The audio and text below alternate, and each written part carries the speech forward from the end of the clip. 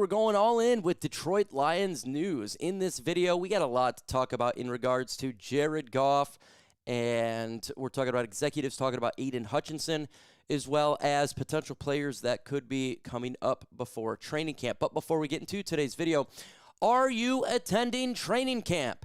Let me know in the comments why for yes and for no. Let's get this thing started.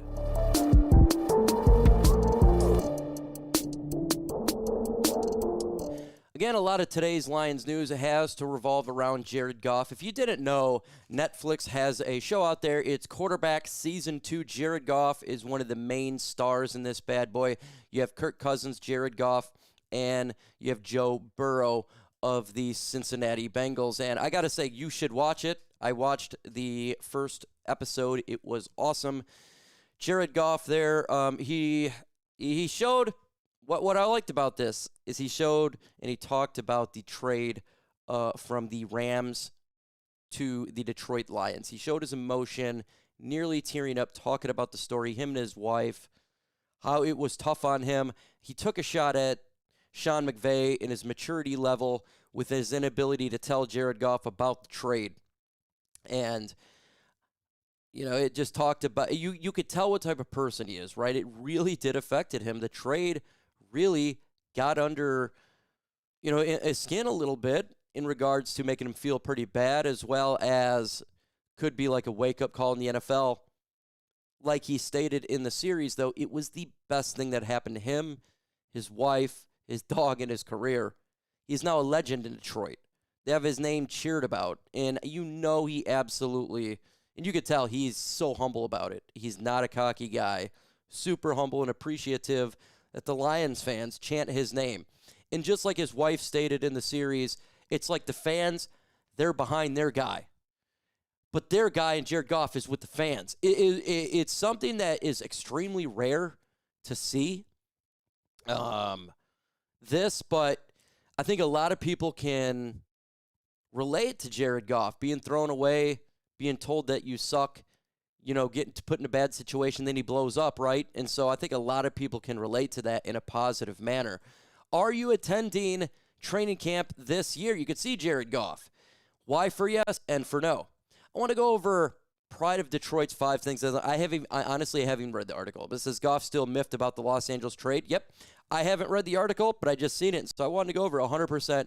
I want to say he's still upset about the trade, but you know how St. Brown talks about, the 16 receivers that went before him or whatever it was. He remembers all the names, and he takes it personal. I think Jared Goff does it the same way. He takes it personal. He wants to win a Super Bowl, and let's keep it a buck, he wants to say big FU to Sean McVay. I'm sure he's not want to say an FU to the Rams players, the guys that he's friends with or the fans even. But I'm sure he's still a little bit salty and like to say big FU to Sean McVay, and I would too. Jared Goff, Ben Johnson saw the game the same way. Yep, they saw it the same way.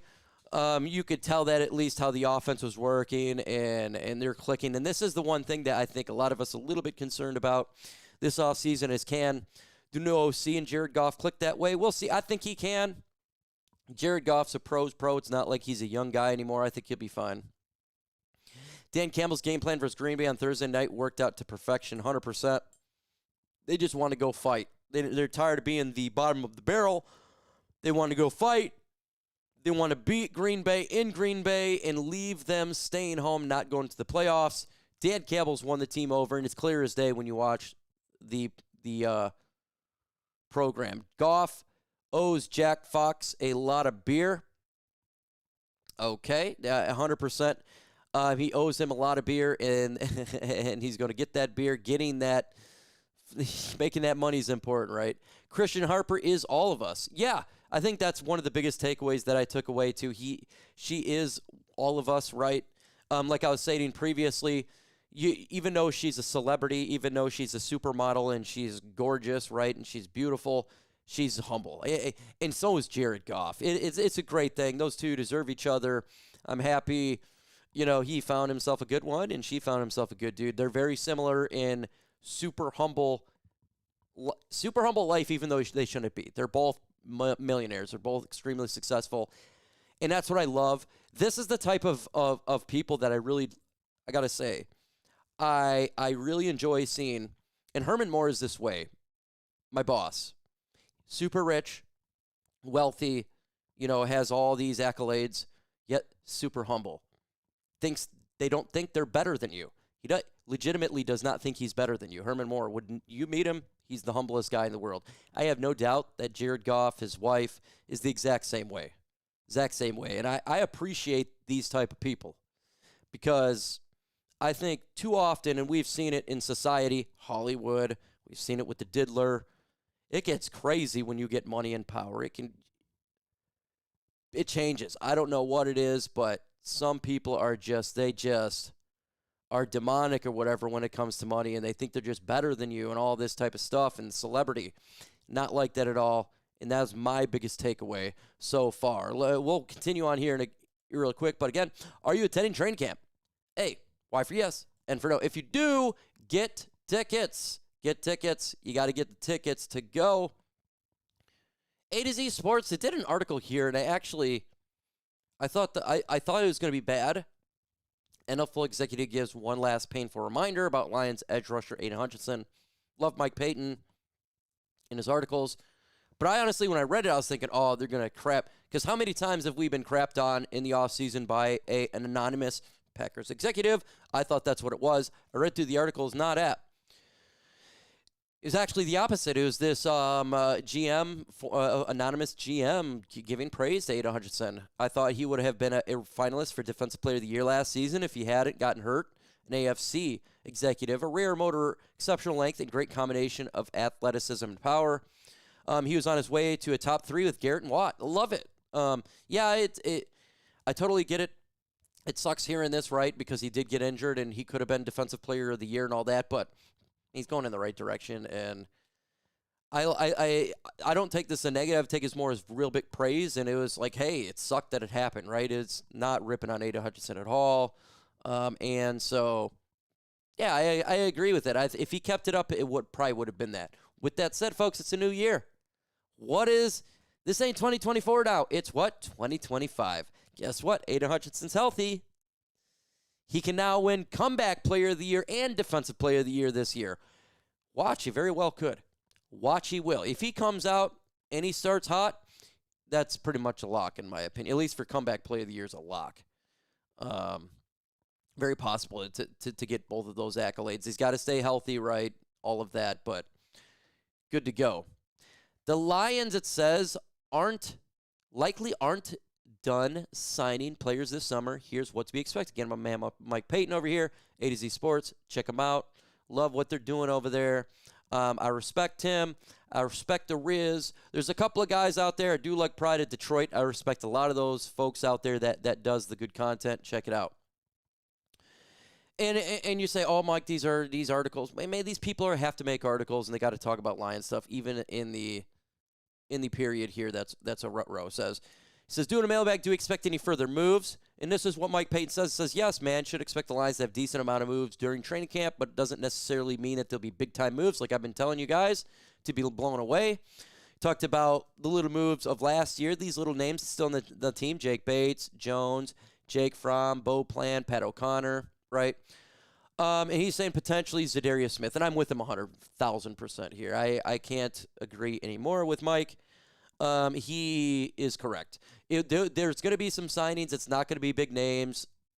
Those names weren't big. It's going to happen, right? They're going to get the other players going to come in and out. There's going to be injuries. It's just what they do, right? And then one player they feel like maybe is not doing good, so they'll release and bring in another player from another team. They'll just to see. That's what the Lions do. So they're going to bring in players. I don't think it's going to be a big name. I've been saying it all off season. I've been saying it since we lost, right? They're not going to be bringing in a big name. But they could bring back Zadarius Smith. And I would like that. Smith, not a big name. It's not going to cost you a lot of money. He had 9 sacks last year. It gives breathing and sigh of relief to us fans. And there's a lot of us fans. There's some of you fans you're just going to take Brad's word for it that Marcus Davenport's going to be fine. And that's cool, man. Like, you have your opinion. There's fans like me who I don't take his word on that because I don't trust Marcus Davenport. Not that I don't trust Brad Holmes. It's been 2 years of injuries. And so if you have a Zadarius Smith and you put him on this defensive line, that relieves that injury idea of Marcus Davenport. You don't have to rely on him as a number 2. Okay, he gets injured, cool, you got Smith. Or Smith gets hurt, cool, you got Marcus Davenport come in. So that's what I'm talking about. Bring Smith in. I will be a sigh of relief in regards to that. And then you can be watching Smith at training camp. You could be. If you're going to go, why for yes? If not, and for no. Let's continue on here. Texans-Lions trade proposal sends $20 million, 6'2 sack pass rusher to Detroit. Here we go. Says Autry trade could Lions an above-average pass rusher. The Eggs rusher deficient as a 1 year remove from his 11-sack season with Tennessee Titans. Be $20 million. Look, I would love to have all these sacks and stuff. I don't see it happening. They have money that they need to pay. And these are the articles I keep saying. And just like Mike Payton went over, he's more a local guy, so he understands it. It's not going to be happening. Okay? It's not going to be happening. We would love to have all this, but we can't afford it. We have $40 million approximately right now, second best in the NFL in cap. Next year, we're 29th best in the NFL cap at negative $12.5 million. Okay, they're going to roll some of this cap over. Yes, we have money now. They're going to roll it over. But remember, they're going to roll some of this money over not just because we don't have cap next year, but it's also because we got to pay multiple players. Keep that in mind. That's why I don't see trades like this happening. Let's see. Question mark. Who will be Lions' number 2 pass rusher in 2025? Says my answer ultimately it's between Onwuzurike, Davenport. I see Davenport being a bigger contributor comes pass rusher. That's if he stays healthy. I actually like the Onwuzurike idea because they have been putting him on the outside too. And maybe they'll do that if there's injuries to Davenport. But that's the problem here. I don't really want Levi on the outside, right? You don't want that. So we'll see, but I agree that it's going to be probably Davenport when he's healthy, and then it could be Levi or Pascal or something, unless they get Smith. Please get Smith. Give me your thoughts about the latest Lions news today. With that said, folks, adios.